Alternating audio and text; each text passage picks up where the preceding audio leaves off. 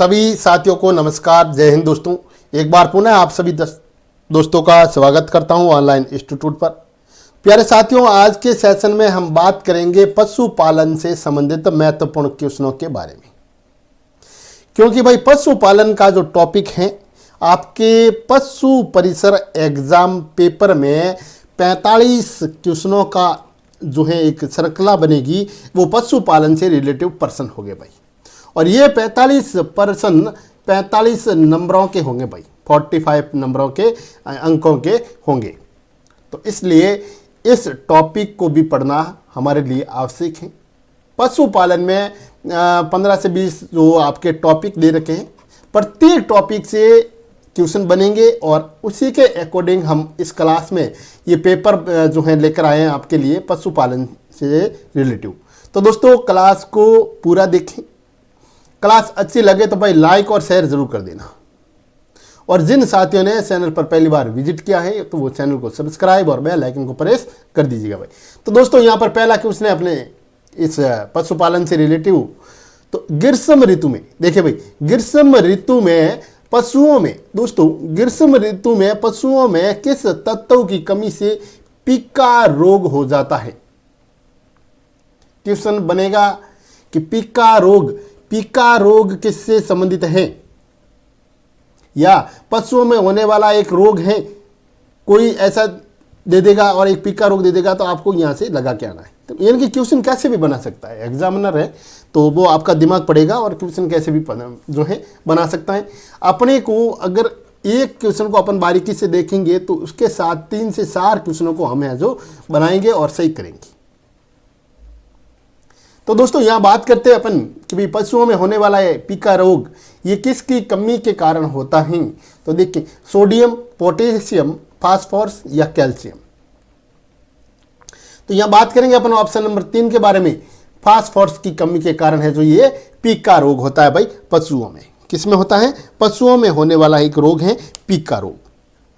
और ये जो बात करें अपन कि भाई गर्मी के अंदर जो पशुओं के जो शरीर में लवणों की कमी हो जाती है, विशेषकर बात करें तो यहाँ पर फास्फोरस की कमी हो जाती है, जिसके चलते उसमें पिका रोग हो जाता है। पिका रोग का मतलब होता है दोस्तों भूख न लगना पशुओं में, है ना। देखिए भाई, भूख न लगना तो ये कौन सी बीमारी का लक्षण है, तो आपको बताना भाई पिका रोग का लक्षण है। अगला क्वेश्चन देखिए, वर्ष 2022-23 में प्यारे साथियों, वर्ष 2022-23 में भारत में कुल ऊन उत्पादन कितना हुआ, आपको बताना है मिलियन में भाई। किसमें बताना है? मिलियन में बताना है। 1 मिलियन में कितने लाख होते हैं भाई? तो दोस्तों बात करेंगे 1 मिलियन में 10 लाख होते हैं भाई। कितने? 10 लाख से 1 मिलियन बनता है, ध्यान रखना। तो 2022-23 में भारत में कुल ऊन उत्पादन कितना हुआ ये बताना है हमको। तो यहां पर बात करेंगे अपन, देखें भाई कि भाई ऊन उत्पादन की बात चल रही है। तो दोस्तों बात करेंगे 33.61 मिलियन किलो।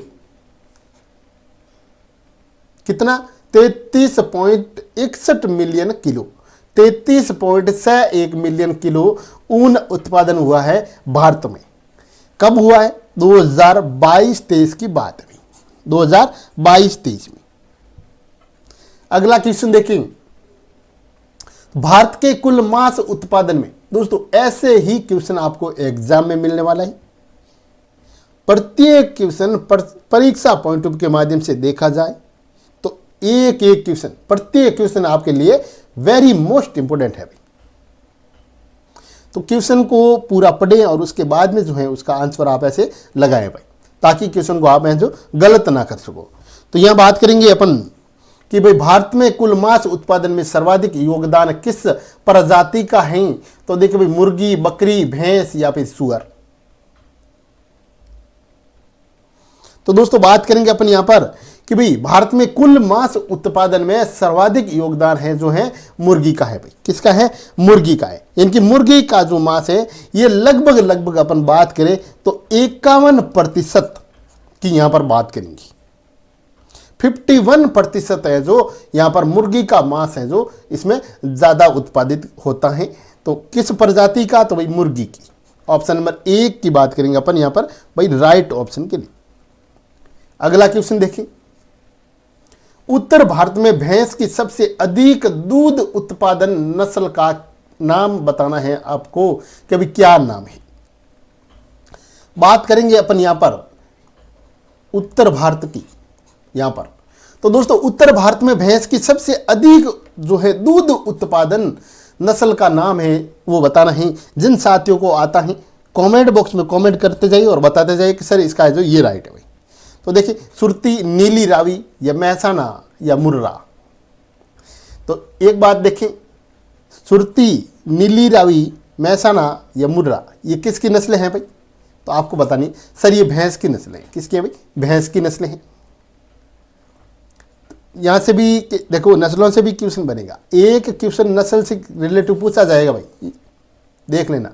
नेक्स्ट क्लास है हमारी वो भैंस की नस्लों या बकरी जो भी है पशुओं की जो नस्लों से संबंधित क्वेश्चन रहेगा, जिसमें हम 2-4 क्वेश्चन लेकर आएंगे पूरी क्लास में ही, और उस पूरी 2-4 क्वेश्चनों में ही पूरा जो नस्लों से संबंधित जो है इस मैटर को उसी क्लास में सल्टा देंगे भाई। ठीक है, तो यहाँ बात करेंगे दोस्तों अपन। तो देखिए कौन सा ऑप्शन राइट होगा, कमेंट करते जाएंगे बच्चे। तो मुर्रा की बात करेंगे दोस्तों अपन। मुर्रा जो है एक भैंस की नस्ल है, उत्तर भारत की है। तो उत्तर भारत में भैंस की सबसे अधिक दूध देने वाली नस्ल है मुर्रा नस्ल। कौन सी नस्ल है भाई? मुर्रा नस्ल है। तो ये जो नस्ल है मुर्रा, ये एक बार जब ये बियाती है, यानी कि एक बार बिहात में दोस्तों ये है जो, जैसे यहाँ पर ये एक बार बियाती है और फिर यहाँ पर जैसे दूध देना बंद कर देती है, यानी कि दोबारा भी आएगी। इस प्रक्रिया में, इस दौरान, इस बीच में ये 2000 से, देखिए 2000 से 2500 लीटर दूध देती है भाई। 2000 से लेके 2500 के बीच में ये इतने लीटर दूध देती है एक बिहात में। मुर्रा नस्ल किसकी है? भैंस की नस्ल है। फाइबर को ऊन में संसाधित करने का प्रथम चरण है दोस्तों। फाइबर को ऊन में संसाधित करने का प्रथम चरण कौन सा है, ये आपको इस क्वेश्चन में बताना है भाई। तो यहां बात करेंगे, देखिए कतरन। तो दोस्तों पहला ही ऑप्शन अपना इस क्वेश्चन का राइट ऑप्शन है कतरन। ऑप्शन नंबर 1 अपना इस क्वेश्चन का राइट ऑप्शन है, ऑप्शन नंबर 1 कतरन।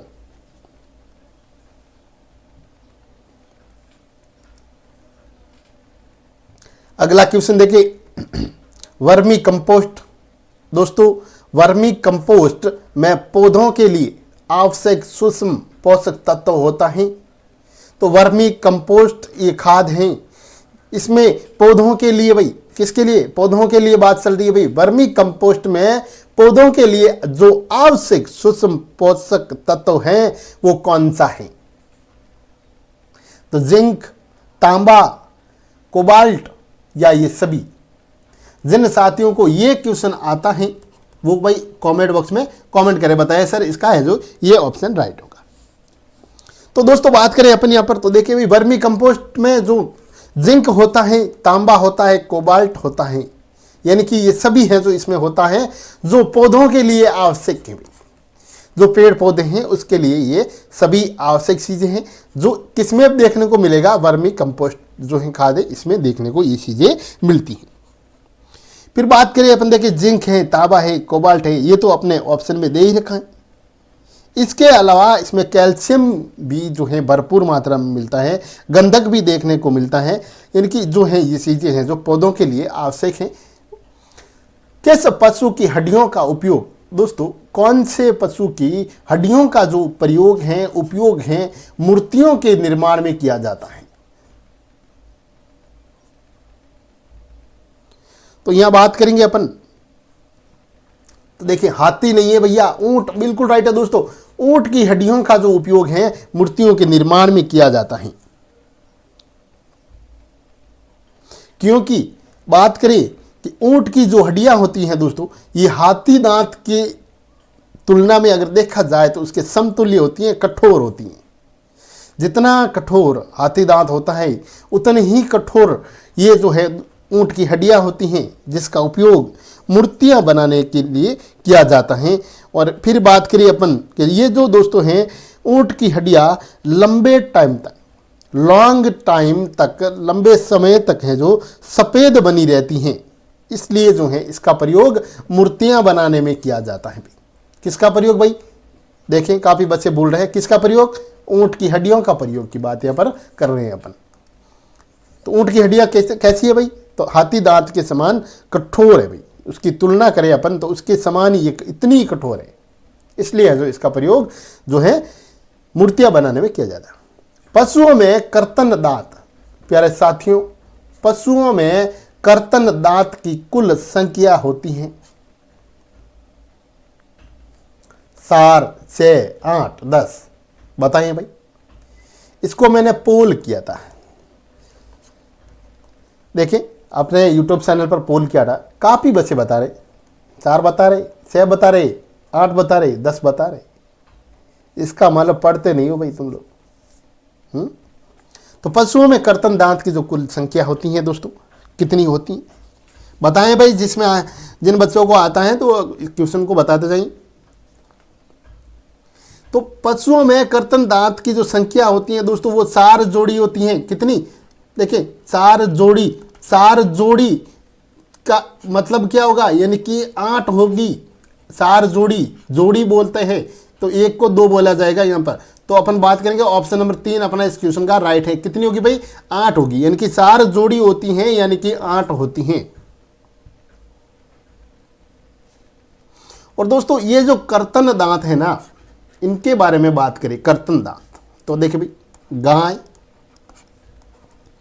भैंस और बकरी, गाय, भैंस और बकरी की बात करें तो इनके नीचे वाला जो जबड़ा होता है, जबड़ा बोलते हैं, मुंह का जबड़ा भाई, तो नीचे वाले जबड़े में है जो ये दांत पाए जाते हैं, कर्तन दांत, जिनकी संख्या होती है 8।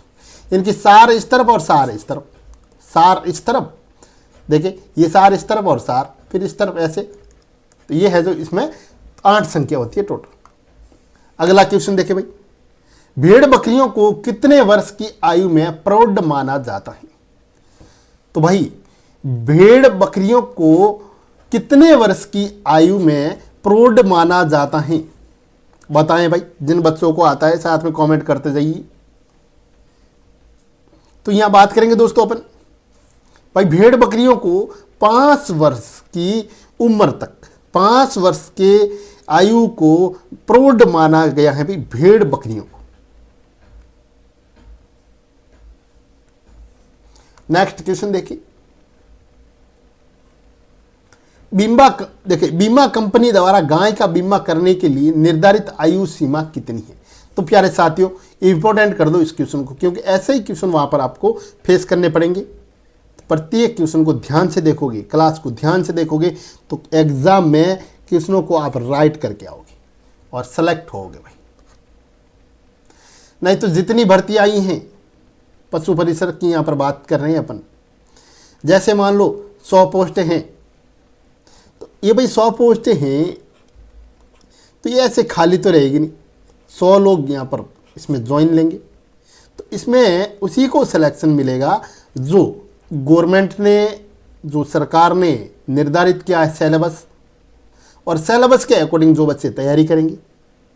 सिलेबस से बाहर पढ़ना नहीं है, ध्यान रखना, सिलेबस के अकॉर्डिंग तैयारी करनी है और थोड़ी अच्छे से तैयारी करोगे तो इसमें से जो है एक सीट वो है जो आपके लिए रिजर्व है और वो आपकी सीट है और आप उसे लेकर ही दोगे। आपको ये मानना है ये एक सीट मेरी है भाई और मैं इसे लेकर रहूँगा, हर हाल में इसको मैं हासिल करूँगा और इसके लिए जितनी भी जो पर्याप्त मेहनत है वो मैं करूँगा और तब तक मैं रुकूँगा नहीं जब तक मैं इसको हासिल न करूँ। एक लक्ष्य बनाओ और आगे ये जो आपका सिलेबस देखा जाए तो इसका जो है ना, देखिए 70% सिलेबस दोस्तों एलडीसी में सेम है भाई। तो देखिए जो बच्चे यहाँ पर इसकी तैयारी करेंगे ना, उनकी तैयारी यहाँ पर साथ में एलडीसी की तैयारी हो जाएगी, 70% एलडीसी की तैयारी हो जाएगी। तो यहाँ बात करते हैं देखिए कि बीमा कंपनी द्वारा गाय का बीमा करने के लिए निर्धारित आयु सीमा जो है बताई गई है। तो दोस्तों बीमा कंपनी की यहाँ पर बात करें तो वो है जो 3 से 10 वर्ष के बीच में जो है इसकी आयु सीमा बताई गई है। 3 से 10 वर्ष के बीच में। और यहाँ पर अगर ये तो बात चल रही है अपने गाय की, और अगर आपको पूछा जाए भैंस के बारे में, तो देखिए भैंस के बारे में पूछा जाए दोस्तों तो ये है 4 से 12 वर्ष की आयु भैंस के लिए बताई गई है। और 3 से 10 है जो यहाँ पर गाय के लिए बताई गई। 3 से 10 किसके लिए भाई? गाय के लिए। भैंस के लिए है जो वो 4 से 12 वर्ष है भाई भैंस के लिए। निम्न में से कौन सी पशुओं को चिन्हित करने की अस्थायी विधि है? बताएं भाई, अस्थायी विधि कौन सी है जो पशुओं को चिन्हित किया जाता है जिसमें? तो यहां बात करने वाले अपन रंग लगाना, ऑप्शन नंबर 4 की बात करेंगे भाई। रंग लगाना अस्थायी विधि है पशुओं को चिन्हित करने की।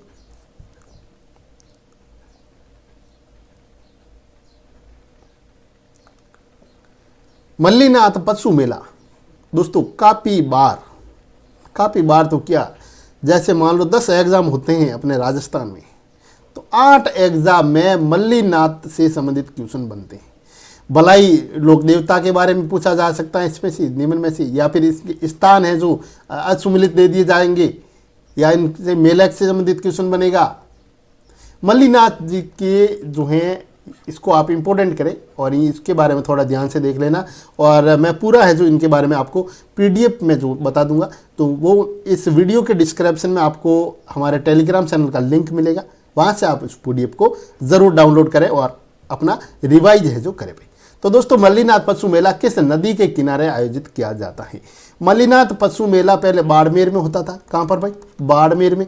लेकिन अब बालोतरा, देखिए बालोतरा डिस्ट्रिक्ट है जो नया बन गया, और ये अभी मल्लीनाथ जो पशु मेला है ये बालोतरा में लगता है भाई। कहाँ पर लगता है भाई? बालोतरा में लगता है। यहाँ पर बात करेंगे अपन बालोतरा जो है जिले की। और ये जो पशु मेला है दोस्तों, पहले चलो इस क्वेश्चन को अपन सॉल्व कर देते हैं कि ये भाई लूणी नदी के किनारे लगता है। कौन सी नदी के भाई?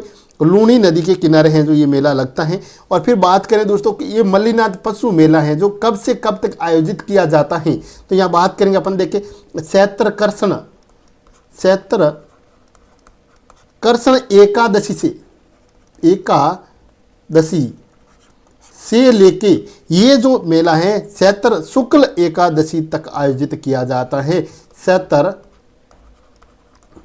शुक्ल एकादशी तक है जो आयोजित किया जाता है। तिलवाड़ा में आयोजित होता है, ध्यान रखना। तिलवाड़ा कहाँ पर है भाई? तो बालोतरा में है। बालोतरा पहले बाड़मेर में था, लेकिन बालोतरा अब नया डिस्ट्रिक्ट बन गया है आपका। 50 जिलों में से बालोतरा भी एक डिस्ट्रिक्ट है। 20वीं पशु गणना के अनुसार दोस्तों, 20वीं पशु गणना के अनुसार भारत में कुल पशुधन कितना है भाई? पशु गणना 20वीं की बात चल रही है। इसके अनुसार आपको बताना है कि भारत में कुल पशुधन कितना है। तो यहां देखें, बात करें तो भाई कुल पशुधन के बारे में, तो दोस्तों 20वीं पशु गणना के अनुसार भारत में जो पशुधन है वो है भाई 53.58 करोड़। 53.58 करोड़ जो है पशुधन है। कितना है? ऑप्शन नंबर 3 की बात करेंगे राइट ऑप्शन के लिए, ऑप्शन नंबर 3। और दोस्तों पशुधन की बात कर रहे हैं तो संपूर्ण विश्व में, पूरे विश्व में जो है भारत का जो स्थान है वो भाई प्रथम है। ध्यान रखना, भारत का स्थान कौन सा है? प्रथम स्थान भारत का। राजस्थान में गधों का मेला कहाँ लगता है? तो भाई राजस्थान में गधों का मेला है जो कहां पर लगता है? तो देखिए 12 में नहीं लगता भाई, बहरोड में नहीं लगता, रानीवाड़ा में नहीं लगता। लूणियावास की बात करते हैं, यहाँ पर लूणियावास में जो है गधों का मेला लगता है। कहाँ पर भाई? लूणियावास। और लूणियावास ये कहाँ पर है? तो लूणियावास है भाई जयपुर में। कहाँ पर है लूणियावास? कहाँ पर है दोस्तों? जयपुर में है। और ये जो मेला है ये 1993 से जो है स्टार्ट होता है, यानी कि राज्य सरकार के द्वारा आयोजित किया जा रहा है। यहाँ से कब से भाई? तो 1993 से ये इसकी शुरुआत मानी गई है। और ये मेला दोस्तों अपन बात करें तो ये आश्विन माह में बढ़ता है भाई। कब बढ़ता है? आश्विन माह की बात करें तो देखिए शुक्ल सप्तमी की यहाँ पर बात करेंगे दोस्तों। शुक्ल सप्तमी से लेके एकादशी तक है जो ये मेला लगता है भाई। पशु दोस्तों बात करेंगे अपन पशुशाला में जो प्रयुक्त किए जाने वाले प्रमुख जो रासायनिक जो यहाँ पर निष्कामक के बारे में पूछा गया है, तो लाल दवा का प्रयोग होता है। फार्मिन का प्रयोग होता है, फिनॉइल का होता है, यानी कि ये सभी। तो दोस्तों ऑप्शन नंबर 4 की बात करेंगे भाई अपन राइट ऑप्शन के लिए। ऑप्शन नंबर 4 हमारा इस जो है क्या भाई राइट ऑप्शन है। भ्रष्टाचार में लिप्त होते हैं रंगे हाथों में, तो वो जो उनके जो नोटों पर लगाया जाने वाला कलर यही है भाई। जो पशुओं के जो अंदरूनी घाव होते हैं, जैसे मुंह के अंदर का घाव या कोई ऐसे शरीर में जो गहरा घाव हो जाता है, तो उसमें इस लाल दवा का जो है छिड़काव किया जाता है। ये लाल दवा जो है लिक्विड फॉर्मेट में उसको लगाई जाती है। इनकी ये जो आता है तो पाउडर में आता है, लेकिन इसको पानी में डाल के इसको मिला के उसमें लगाया जाता है, तब वो है जो घाव थोड़ा जल्दी ठीक हो जाता है भाई। रासायनिक तत्वों में से एक है। अगला क्वेश्चन देखिए, गौशाला में यदि पशु के शरीर पर सिंचड़ी या जुएं नजर आए तो पशु पर किस कीटनाशक का छिड़काव करना चाहिए? फिनॉइल, नीला थोथा जो है मेलाथियान या लाल दवा? तो यहां बात करेंगे दोस्तों अपन मेलाथियान। ऑप्शन नंबर 3 की बात करेंगे मेलाथियान। और मेलाथियान को दोस्तों पैराथियान के नाम से भी जाना जाता है, ध्यान रखना। पैराथियान भी पूछा जा सकता है, तो इसको राइट करके आना भाई। नेक्स्ट क्वेश्चन देखिए, राजस्थान में डेयरी विकास हेतु RCDF की स्थापना कब होती है, कब हुई थी बताइए? तो भाई जिन लोगों को आता है वो साथ में कमेंट करते जाइए। तो दोस्तों इनकी स्थापना जयपुर में होती है सबसे पहले। तो राजस्थान डेयरी विकास हेतु कहाँ पर हुई भाई? जयपुर में हुई है। कब हुई है सर? तो अपन बात करेंगे दोस्तों यहाँ पर 1977 की। 1977 की बात करते हैं कि इसकी स्थापना होती है। और दोस्तों ये जो है राजस्थान डेयरी विकास संस्था की बात करें तो ये जो है राज्य में डेयरी विकास की शीर्षक संस्था है, सर्वोत्तम संस्था है, सर्वश्रेवी है।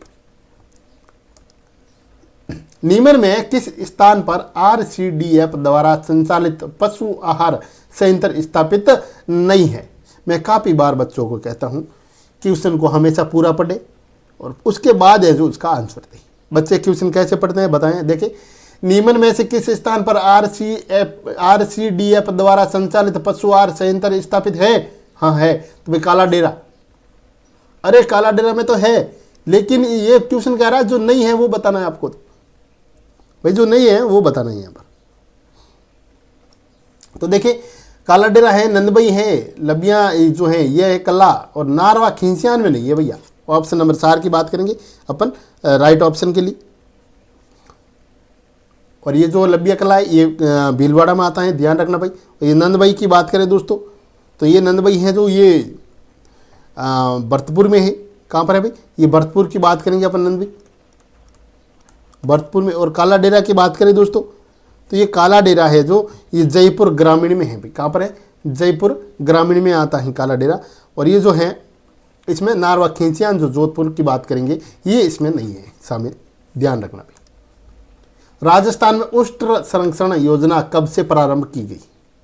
तो राजस्थान में उष्ट्र संरक्षण जो योजना है ये कब से प्रारंभ की गई है, इसके बारे में आपको पूछा गया है। तो दोस्तों राजस्थान में जो ऊँटों की संख्या में अगर बात करें तो लगातार जो है गिरावट को मद्देनजर रखते हुए, ऊँटों की संख्या में गिरावट को ध्यान में रखते हुए यहाँ पर बात करें तो 22 में जो है इसकी शुरुआत की गई है। कब की भाई? 1 नवंबर 2022 में।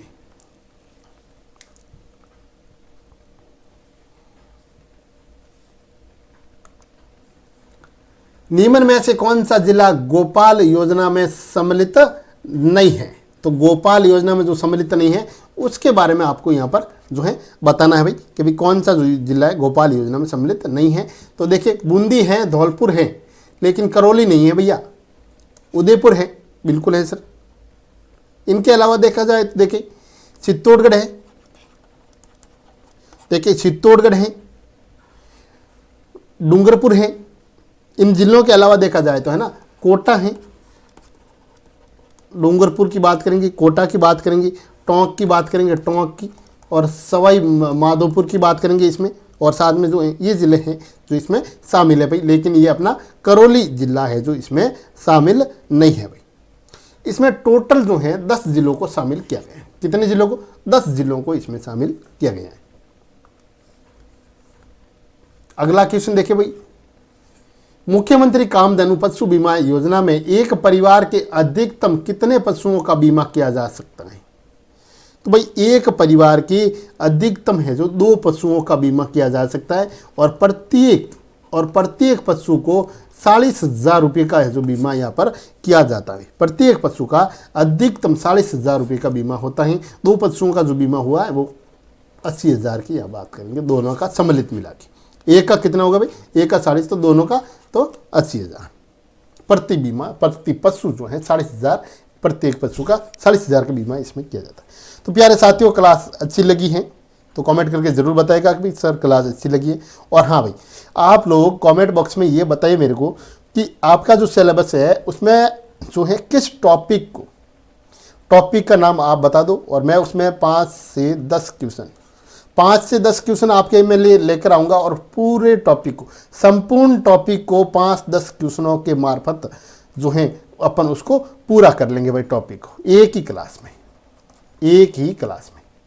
तो मिलते हैं नेक्स्ट क्लास में, तब तक के लिए जय हिंद, जय भारत।